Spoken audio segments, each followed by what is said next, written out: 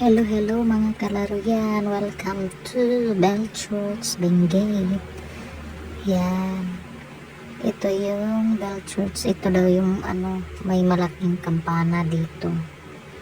May entrance naman dito. Parang 5 lang yata yung libre. Pero sige lang, go lang. Pero mura lang naman yung entrance. Kayang-kaya naman sa budget.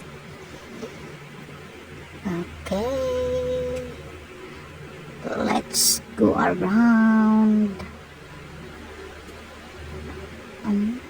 Parang siya, Taiwan na, diba? Iwan ko sa Korea, pero pang Taiwan talaga yung niya. Oh, may mga okay dito, mura lang, bili na kayo. Pwede na pala ako magtinda. Okay, nakasimangot naman si Inda. Ay, galing pa yung biyahe. Ayun. Oh, happy lang kasi malaki yung gastos natin dito, kaya bawiin natin mga kalaro yan, diba? Sige lang, kahit wala sa mood, magpaka-mood na lang. Oh, ito na. Nagbayad na sila sa unahan.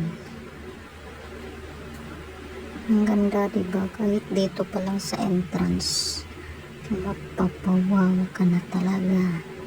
Ayun, hagdan na naman. Reklamo na naman kasi hagdan daw. Tatamad nila maglakad, pwede naman wag naman lumipad.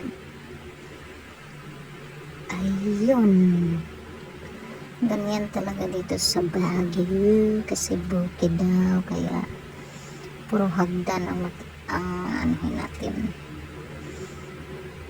Saan ba yung malaking kampana dito? Bakit hindi ko nakita? Saan ba? Ayun, wala namang malaking kampana. Yung mga sabi-sabi lang yan, pero meron, iwan ko lang saan, hindi ko na alam, hindi naman namin napuntahan lahat. Ayun, may fish pan sila, sobrang laki-laki, ang sarap prituhin. Favorite ko pa naman yung tilapia prituhin. Ang laki-laki ng nila dito. Ayun, hagdan na. Wow, nice siya. At syempre, selfie. Hindi talaga mawawala yan sa Pinoy.